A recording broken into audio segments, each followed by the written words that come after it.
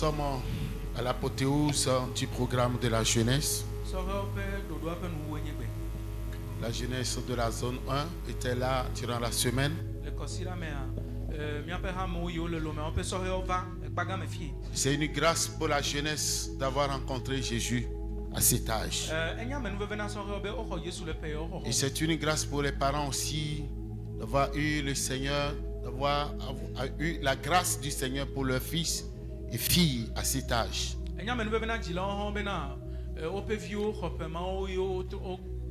Ce que nous ne devons pas oublier, c'est que Dieu nous demandera des comptes pour le nombre de chacun de nos enfants que nous avons, qu'il nous a donné. C'est pourquoi si quelqu'un n'est pas prêt, Dieu attend jusqu'à ce qu'il ne soit prêt pour être un responsable. Il y a des gens qui engendrent des enfants mais qui ne sont pas des pères ni des mères. C'est pourquoi ces enfants quittent leurs parents biologiques pour être élevés par d'autres personnes.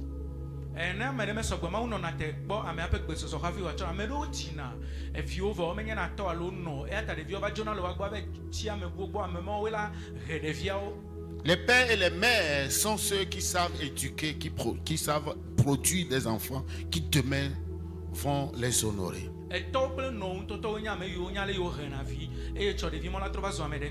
Si tu aujourd'hui tu ne peux pas coincer tes enfants, forcer tes enfants, obliger tes enfants à leur montrer la voie du Seigneur, à leur permettre d'être éduqués.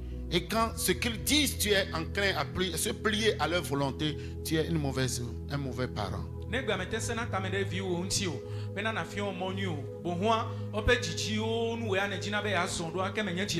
La Bible dit frappe ton enfant avec de la verge, il ne mourra pas. Demain, quand il sera un produit fini, un bon élément, il sera fier de toi. Donc la jeunesse a été présente depuis le jeudi passé. Et ceux qui ont pu se déplacer, qui ont effectué le déplacement, ils ont été bénis. Je vais faire un petit résumé pendant quelques moments. Le thème est découvrir les mystères du cœur du Père. Et plutôt, le Seigneur nous a amenés à conscientiser la jeunesse en lui montrant comment est-ce qu'elle sera responsable de tout ce qu'elle va devenir. C'est-à-dire, chaque homme doit savoir qu'elle sera tenue responsable pour le malheur ou le bonheur qui lui arrivera.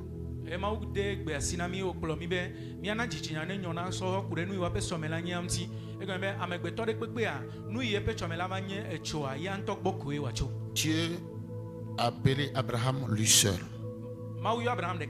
Genèse, Isaïe 51, verset 2. Donc, tu es une pièce unique. Tu es venu seul sur cette terre avec un agenda unique que tu dois pouvoir accomplir. Si tu rates, manques d'accomplir ta destinée, tu ne blâmeras personne.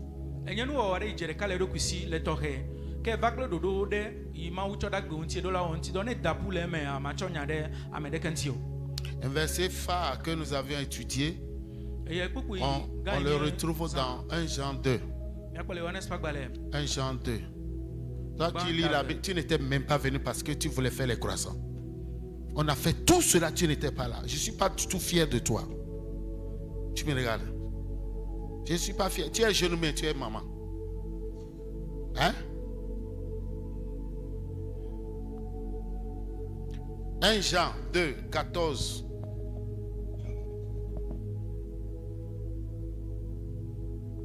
Si tu veux que Dieu te bénisse, il faut que tu sois sérieuse. Si je te coince, c'est parce qu'on dit l'Éternel châtie celui qu'il aime. C'est ça, non? Hein? Si tous les dimanches je la pince, c'est que je veux qu'elle devienne quelque chose. 1 Jean 2, verset 14. Je vous ai écrit, Père, parce que vous avez connu celui qui est dès le commencement. Je vous ai écrit, jeunes gens, parce que vous êtes forts et que la parole de Dieu demeure en vous et que vous avez vaincu le malin. Les jeunes, les pères ont connu Dieu. Mais les jeunes, il dit, je vous ai écrit, c'est l'apôtre Jean. Parce que vous êtes fort. Que la parole de Dieu demeure en vous. Et que vous avez vaincu le malin. Et si la jeunesse n'a pas la parole de Dieu en elle, qu'est-ce qui fera son poids? Qu'est-ce qui fera son poids? C'est pourquoi la jeunesse a besoin de la parole. Parce que la cible du futur, du demain, c'est la jeunesse. Alléluia.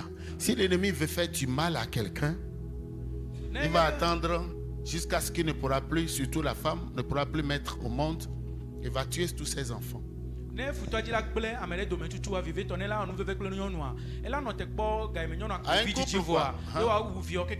C'est fini. Le futur est détruit. Donc si le diable attaque tes enfants, c'est plus grave qu'il s'en prenne à toi. Alléluia. Amen. Alléluia. C'est pourquoi les parents doivent savoir. Nous sommes les parents. Mais le vrai père, c'est Dieu. Nous ne sommes que de simples gardiens de nos enfants. Dieu a établi tout le monde dans le ciel, dans l'éternité, avant que nous ne venions sur cette terre. Alléluia. Alléluia. Donc quand tu as plusieurs enfants, tu as beaucoup de responsabilités. Tu as un enfant, tu as une grande responsabilité aussi. Tu dois tout faire pour que cet enfant ou ces enfants soient accomplis, réussissent selon le calendrier que Dieu a fixé, établi pour chacun d'entre eux. Si tu manques de le faire, les diplômes sont bons, mais on va te les tuer. Je dis les diplômes sont bons, les agrégations sont très bonnes. Mais s'il n'y a pas Dieu, quelqu'un qui ne vous aime pas va tuer vos enfants. Comme ça.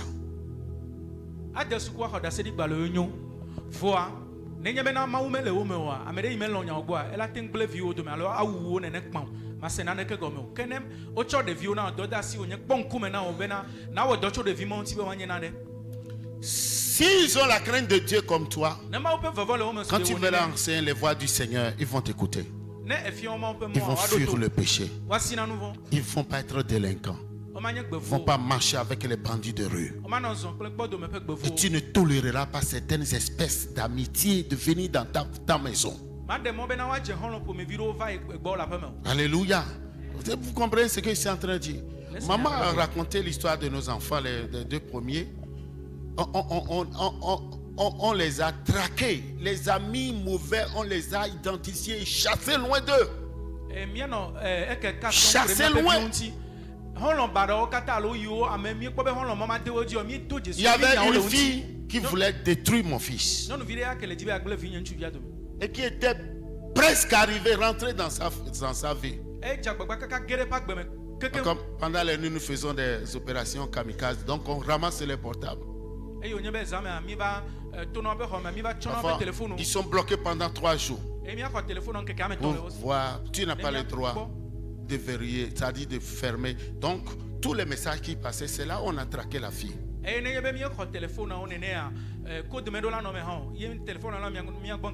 envoyait des messages bizarres, machin, tout ça. Et on s'est levé.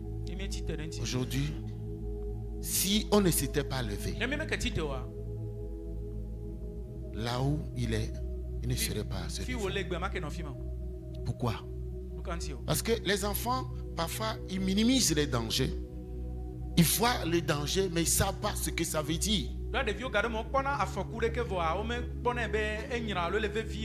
Il est important maintenant de veiller, d'être sévère, de ne même pas rire avec ses enfants, de les corriger. Par un moment, il faut être gentil. Et quand ils seront matures, ils seront fiers de vous. C'est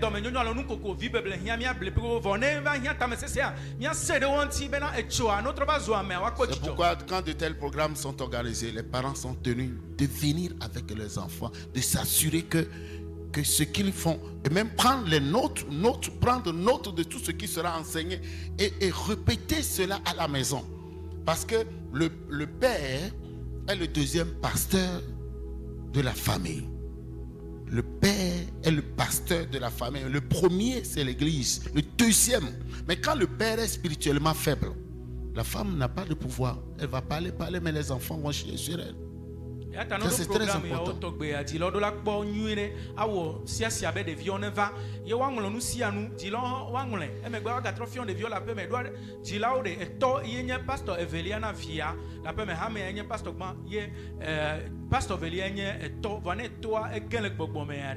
J'ai mis une emphase sur le temps.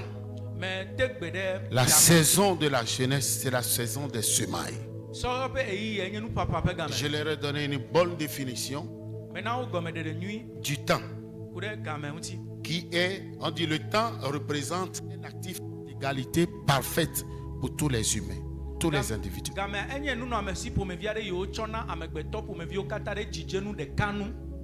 Les pauvres, les riches, les petits, les grands, tout le monde, chaque jour à 24 heures. Et la gestion du temps qui pose, c'est la gestion du temps qui pose des problèmes.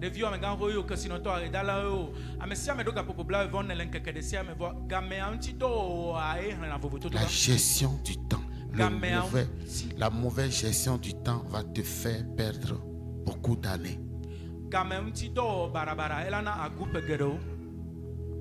C'est pourquoi nous disons que le temps présent est celui de l'action. Aucun temps futur n'est garanti. Et le temps étant une commodité périssable, on ne peut pas le congeler. Si tu le perds, tu le perds. On ne peut pas le rattraper. Donc je leur ai dit que quand on gaspille le temps, si tu gaspilles le temps va te gaspiller. Si tu gaspilles le temps, il va te gaspiller. Si tu n'as pas la notion de la lecture du temps pour savoir quoi faire exactement et au moment en temps T, tu rates ta saison, c'est fini. Alléluia. Alléluia. Alléluia. Est-ce que vous suivez? Donc ce temps pour la jeunesse, c'est le temps des semailles. Et quand tu sèmes, tu dois te priver de beaucoup de choses. Le paysan qui sème, il prend son temps pour entretenir sa semence. Pour un temps. Avant de penser à moissonner ce qu'il a semé. Donc ce n'est pas le moment d'aller dans les boîtes. Ce n'est pas le moment de vivre en mari-tari.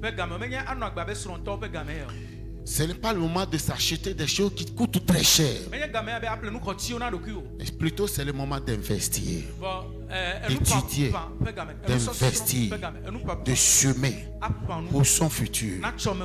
Alléluia. Alléluia. Et je leur ai parlé des sacrifices, du prix à payer, les choses qui doivent laisser, les choses qui doivent laisser, qui doivent quitter leur vie. Il y a des sacrifices invisibles. La gestion du temps. Si tu veux devancer les autres, il faut se lever avant eux. Si tu veux devancer les autres, il faut se lever avant eux. La journée appartient à ceux qui se lèvent tôt. Alléluia.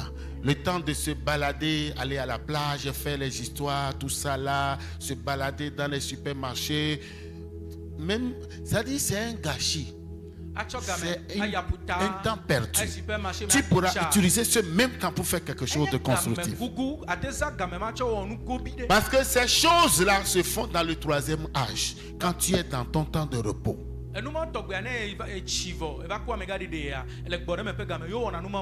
y a des gens qui font ces balades mais ils n'ont aucun rond dans leur poche. D'autres, l'argent qu'ils vont bouffer dans la semaine ou dans le mois, ils s'en vont verser ça là-bas. Et puis ils achètent les choses qu'ils n'utiliseront pas.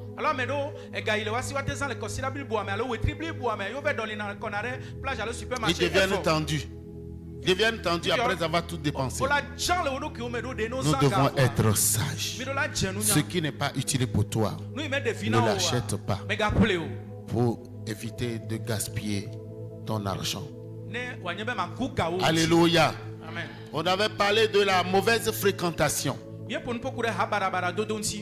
Tous ceux qui ne croient pas en ta vision, en toi, en tes rêves, tu n'as pas besoin d'eux. Quelle que soit l'intimité que vous avez avec eux.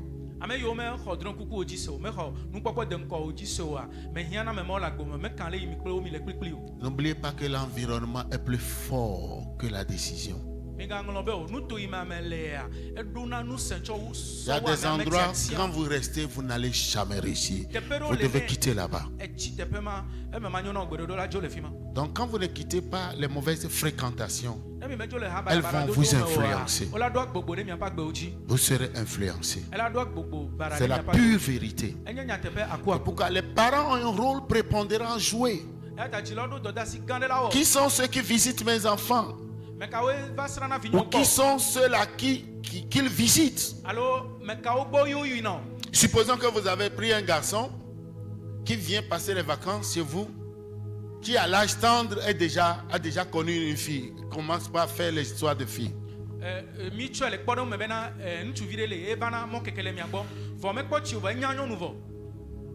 Et qui sait comment regarder les différents types de porno. Vous lui permettez de venir passer un mois de vacances avec votre fils. Qu'est-ce qu'il va laisser pour partir? C'est ça le problème. C'est ça. Donc quand il y a un parent qui dort, qui ne surveille pas tes enfants, tu ne vérifies pas ce qu'ils font, un jour ils vont t'amener la honte. Les mauvaises fréquentations. Même si c'est des cousins, des voisins, de je ne sais quoi, s'ils ne sont pas d'une bonne moralité, il faut tout faire pour briser ce contact-là. Parce que ta semence ne doit pas être infectée. Alléluia.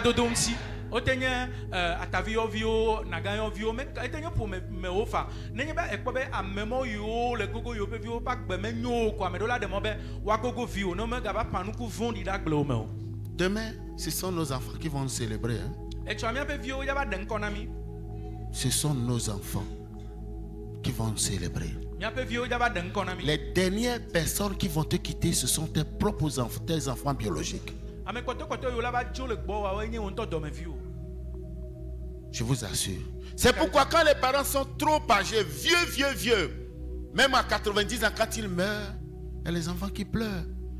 C'est propre, les petits-enfants, arrière-enfants, les fils directs, ils pleurent. Pourquoi? Parce que le lien d'âme est fort, c'est la famille, c'est le sang.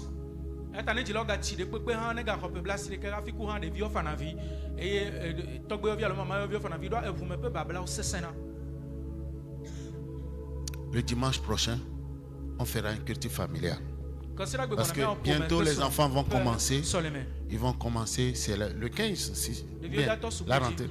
Voilà. Donc toutes les familles vont venir. Vous venez avec vos amis, toutes les familles invitées. Culte familial. Culte familial. Afin de recevoir la bénédiction de Dieu. Ça c'est très important. Le dimanche prochain. Alléluia. Le dernier point qu'on a vu au cours de la semaine, c'était la distraction.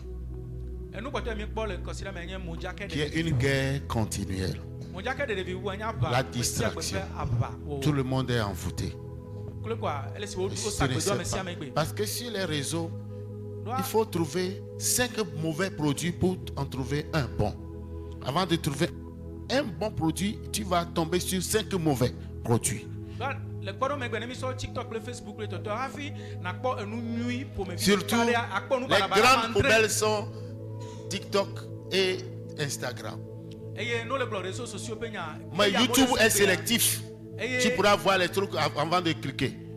Et les autres, là, ça vient automatiquement.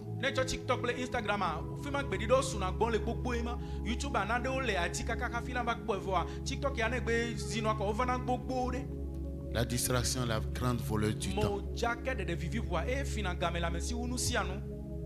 L'iPhone a été inventé dans un garage. Avec Steve Jobs et sa femme. C'est dans un garage. Ils ont quitté le lieu de confort. Il a parlé de toute sa vie. Comment est-ce qu'il a souffert?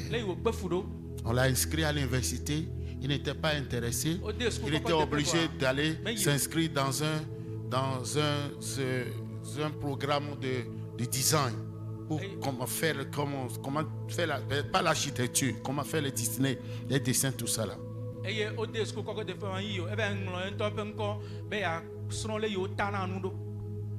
C'est lui qui a créé Pixar, qui fait les dessins animés là. Steve Jobs, Pixar. Vous ne connaissez pas les dessins animés là. Il y a une application qu'on appelle Pixar. C'est Steve Jobs qui a créé ça. Il a quitté son lit, c'est dans un garage qu'ils ont inventé iPhone que nous utilisons. Il s'est privé de beaucoup de choses. Des choses de luxe, il s'est privé de tout ça là. Il n'a pas une longue vie. Il est décédé à l'âge de 55 ans par un cancer de pancréas. Mais il s'est discipliné. Il a investi. Ces dernières paroles quand il était mourant, vraiment, c'est très bon.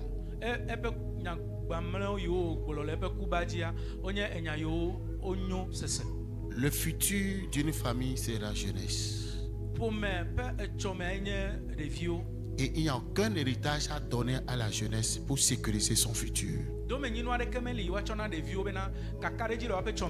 de la former afin qu'elle apprenne à faire face à son futur.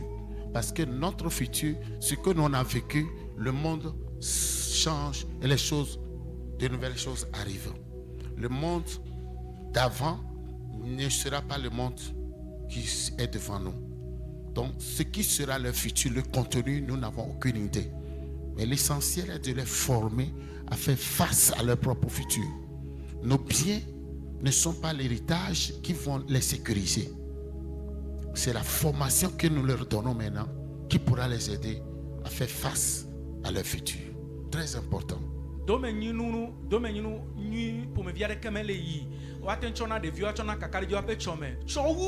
Tuchudo imiatena de viobe wa bakpango apa dikadodo yolo apa gbemenacho do enu le tro le imio mi atonova ya adikadodo yolo non te kpomia pe vioa etofo ke menye eganu no amesio we la tena be kakari jila no mi ape vioji le chome voa le imi da chuoro alebe na wan no gbesoso akpe akokpe nu yola ba chuo le chome a enye domenyinu nyu to keka ke mi ateda si dare na. Et le dernier verset que je vais ajouter, qui est le verset du message d'aujourd'hui pour clôturer, c'est Jean 19, verset 30. Jean chapitre 19, verset 30.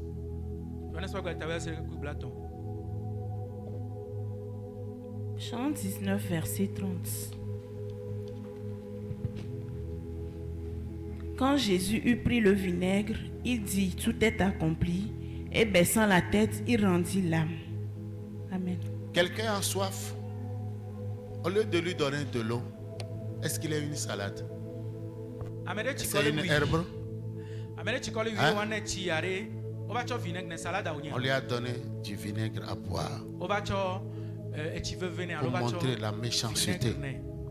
On l'a crucifié, on l'a déchiré, on l'a percé et il a dit qu'il a soif. On lui donne du vinaigre.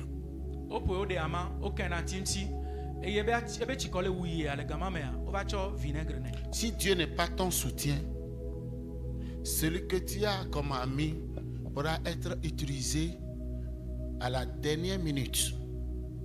À la dernière minute pour te donner du vinaigre.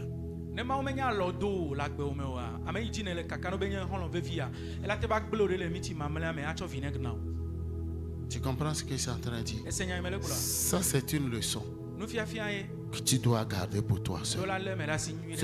Sur qui tu comptes. Quand tu veux aller à l'église, il t'appelle là. Il te donne un rendez-vous. Tu annules les cours du soir, les cultes du soir. Un jour, il va te donner du vinaigre. Parce que Jésus en a bu. Ce n'est pas nous qui allons être épargnés. Lui, c'est le bois vert. Nous sommes les bois secs. Et pourquoi la Bible dit maudit soit l'homme qui place sa confiance en l'homme? Dieu doit être notre appui. Il doit être l'appui de notre famille. Il doit être notre premier et dernier espoir. Quand Dieu te recommande quelqu'un qui te rend un service, il n'est pas ton Dieu. Ne le laisse pas utiliser cela contre toi pour te dominer ni pour t'influencer. Soyons sages. Et Jésus a dit tout est accompli. Ils l'ont tué. Oh oui. Ils lui ont fait du mal. Mais il était venu avec une vision. La vision pour laquelle il était venu était de restaurer la plateforme d'antan établie pour les premiers parents qui devaient organiser le gouvernement mondial, mais qui malheureusement étaient séduits par le diable. Jésus est venu, il a payé le prix et il nous donne le pouvoir que maintenant nous pouvons nous lever. C'est pourquoi ces deux testaments sont des cadeaux. Le pouvoir qui dépasse le diable. Si nous pouvons nous verser dans les Écritures, vivant maintenant notre mode de vie selon les principes bibliques, nous irons partout où nous irons. Nous pouvons faire tout ce que nous voulons. Et personne ne nous dira jamais non. Je dis, personne ne te dira jamais non. Alléluia. Personne ne te dira jamais non. Amen. Est-ce que vous savez qu'il est écrit dans la Bible que quand on te dit non, celui qui te dira non, il mourra? C'est écrit dans la Bible. Celui qui te dira non, tu veux un emploi, tu vas faire la demande, tu passes à l'interview. Si on ne te prend pas, les chargés auront de problèmes. Alors s'ils doivent vivre, ils doivent te permettre d'être là. Mais c'est dans la Bible. Alléluia. C'est dans la Bible que tu ne mourras pas avant 100 ans. C'est un médicament. C'est un verset pour ta mise à jour journalière. Où chaque jour tu dois dire que tu ne mourras pas avant 100 ans.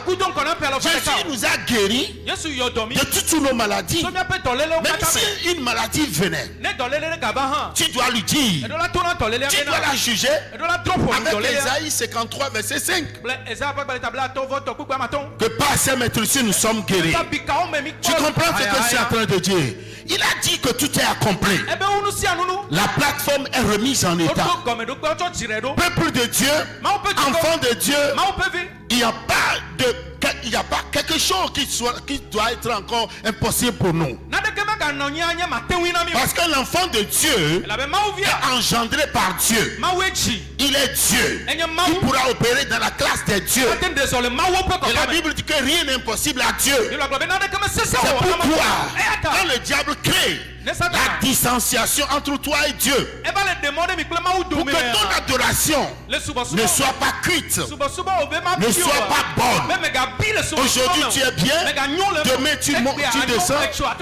Cela veut dire que ce qui est dit ici ne s'accomplira pas. Alléluia. Ce qui est dit ici, si l'Esprit Saint t'appelle, il te dit de jeûner une semaine. Si ce n'est pas le programme de la semaine, fais-le. Dis-le moi seulement. Et moi je vais t'accompagner. Si l'Esprit Saint te dit au cours de ce mois, tu dois prier chaque jour 5 heures de temps, c'est que Dieu veut t'amener quelque part. Fais-le. Parce que ton agenda n'est pas mon agenda. Chacun doit payer le prix selon son agenda. Alléluia. Le type de mari ou le type de femme que tu dois avoir, ou les gens d'enfants que tu dois avoir, comme Anne. Alléluia. Ce ne sont pas les enfants que je devais avoir. C'est pourquoi Anne était forcée dans la mortification, dans la persécution, à jeûner forcé. Et c'est sous l'onction du jeûne que l'homme de Dieu a libéré la parole. Tu comprends ce que je suis en train de dire? Là où nous sommes, si tu ne réussis réussis pas, tu vas être blâmé. Si ça ne marche et marchera pas pour toi, tu vas être blâmé. Si le diable veut te mettre à terre, t'enterrer, et tu le laisses faire, tu seras blâmé. Parce que ce n'est pas ce que Dieu a dit. Il a dit, je connais les projets que j'ai formés pour vous. Ce qui t'arrive, ce n'est pas moi, Jésus, qui les fait. Tes souffrances, je ne suis pas responsable. Si tu vas à l'hôpital, tu es gardé là-bas. Ce n'est pas le lit que j'ai préparé pour toi. C'est pourquoi tu as besoin d'avoir la foi. Tu as besoin de t'appuyer sur la parole de Dieu.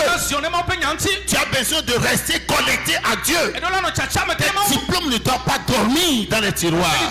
Quelqu'un doit perdre son poste pour que tu occupes ce poste. Parce qu'il est dit que tu seras la tête et non la queue. Alléluia. C'est ce que Dieu a dit. C'est ce qu'il a dit. Et ce n'est pas un problème. Ce qu'il a dit, c'est ce que je veux être. Ce qu'il a dit, c'est ce que je veux être. Ce qu'il a écrit, c'est ce qu'il m'a dit. C'est ce que je suis. Je suis ce que Dieu dit que je suis. Tu comprends ce que c'est en train de dire?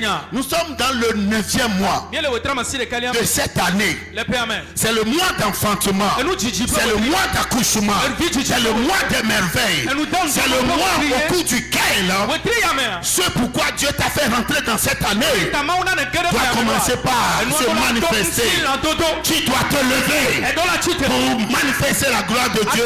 Alléluia. Quand l'ennemi te met sous un embargo de pauvreté, sache que Jésus a déjà pris ta pauvreté. Et dans 2 Corinthiens 8-9, alors regarde ta vie, médite sur toi. Es-tu un bon mangeur de dîmes?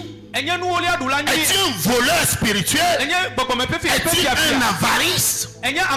Qu'est-ce que tu fais? Même quand tu fais une mauvaise gestion de ton argent, mauvaise gestion, tu ne seras jamais riche. Tu dois être sage pour savoir comment gérer ce que Dieu t'a donné. Ces choses comptent.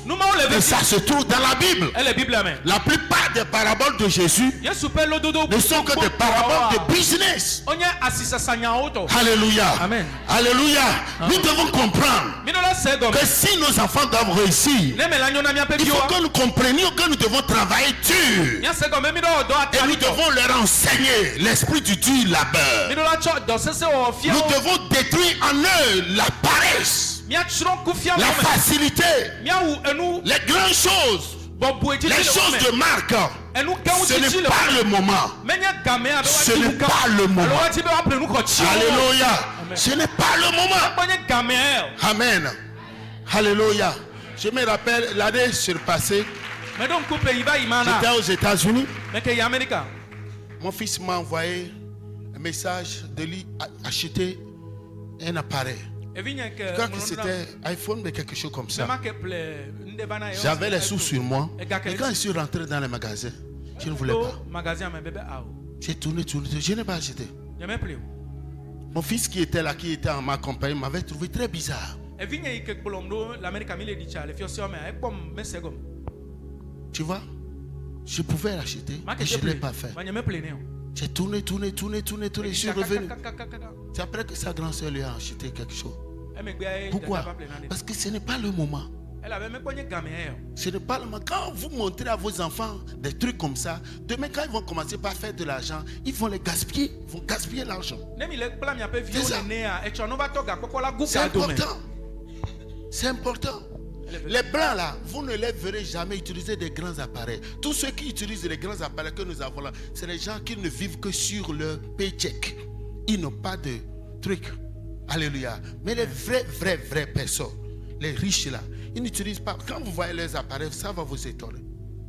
Alléluia. Nous devons être sages. Le temps de se faire du plaisir, c'est le 3e âge. Maintenant, enseignons à nos enfants comment être sages.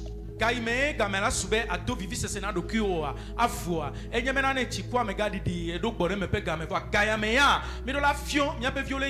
vision? Jésus a dit que tout est accompli. Qu'est-ce que cela veut dire? Il n'y a pas de nouveau miracle pour toi. Tout est miracle là. C'est toi qui dois les créer. Tu comprends? Tu ne vas plus prier Jésus de te faire quoi que ce soit et tu l'auras. Quand tu t'accordes à sa parole et tu lui dis c'est ce que je veux, c'est toi qui crée la chose. Et dis c'est déjà là, prends mon fils. Même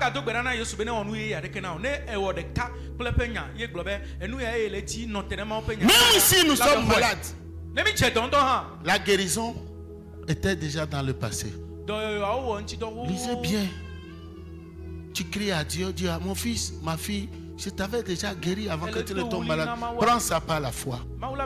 C'est déjà servi. La table est servie.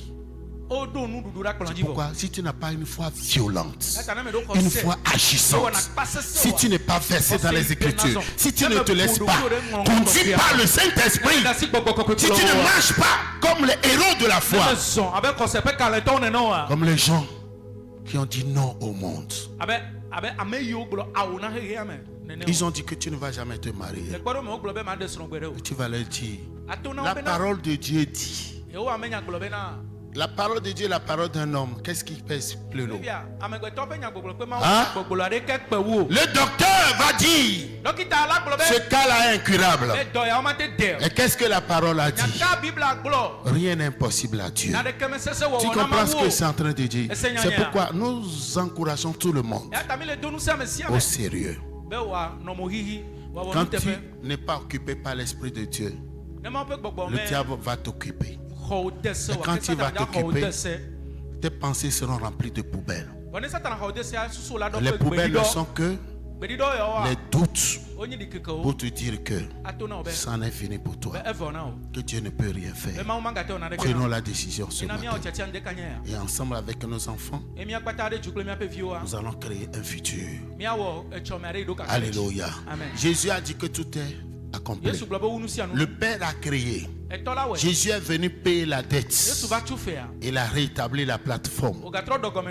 Mais le Saint-Esprit est là pour nous aider à bâtir. Si nous voulons aller loin, marchons avec le Saint-Esprit. Soyons sérieux. Soyons de vrais adorateurs. Corrigeons nos lacunes. Corrigeons nos lacunes. Cessons d'être indépendants. Humilions-nous. Résistons au diable. Il sera loin de nous. Humilions-nous. Dieu va te dire ton argent qui est là-bas là. Tu vois cette femme, cette veuve là. Prends cet argent. Va leur jeter ceci. Fais-le. Dieu va te dire cet enfant là, je te le donne. Prends-le en charge. Occupe-toi de lui. Pour sa scolarité. Ne débat pas ça. Fais-le. Parce que ce sont des tests que Dieu te fait. Tu comprends? Quand tu viens, Dieu te dit, tu vois ceci. Fais-toi ça. Fais-le. C'est comme ça. C'est avec le Saint-Esprit qu'on ira loin. Jésus, lui là, c'est son nom qui travaille. Il a fini. Il a dit tout est accompli. Ça fait depuis 2025 ans. Celui qui est avec nous, c'est le Saint-Esprit. Si tu ne le connais pas, tu vas attendre longtemps. Si tu veux le connaître, je te souhaite la bienvenue dans la maison de Dieu. On se tient debout. Tiens-toi debout. Remerciez le Seigneur. Lève tes deux mains. Nous allons faire une seule requête. Adorer le Seigneur. And I'll pray for you. Lève tes deux mains, lève tes deux mains. Qu'est-ce que tu as reçu? Qu'est-ce que tu as compris? Qu'est-ce que tu as communiqué? Que tu as dit la parole de Dieu? Le temps représente une part d'égalité parfaite pour tous les individus. Apprends à gérer ton temps. Si tu n'as plus rien à faire, ne va pas rester quelque part pour regarder les gens, les passe-passe, les passants, tout ça là. Non. Mets ton temps à profit. Tes heures devant les feuilletons doivent être réduites. Parce que, regardez-moi. Alléluia. Amen. Quand vous regardez un stade de football d'une capacité de 10 à 20 000 personnes, hein? Qui sont ceux qui sont les meneurs de jeu? Ils sont au nombre de combien? 22. Et les autres là, comment est-ce qu'on les appelle? Quel est encore le mot qui rapproche, qui rend dingue? Hein? Les fans. Est-ce que quand on joue là, qui sont ceux-là qui reçoivent les prix? Les prix, c'est les fans? Non, c'est les joueurs, non? 22 personnes peuvent bouger 30 000 personnes qui ne recevront rien, qui vont perdre leur temps. Vous voyez comment est-ce que le diable nous vole?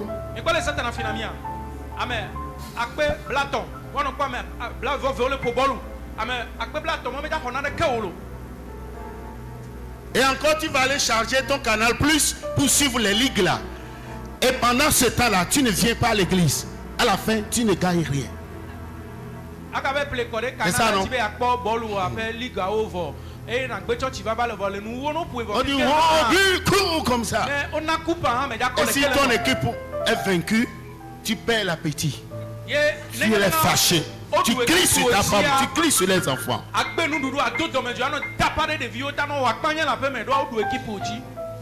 C'est comme ça que ces 22 personnes marchent sur les têtes des fans. Ils sont des stars. Et les autres sont là. Tu veux être fan? Pose la question à la personne. Tu veux être fan ou bien une star? Hein? Star, hein? Oh, on voit F avant S. Alléluia. C'est ça. Réveillons-nous.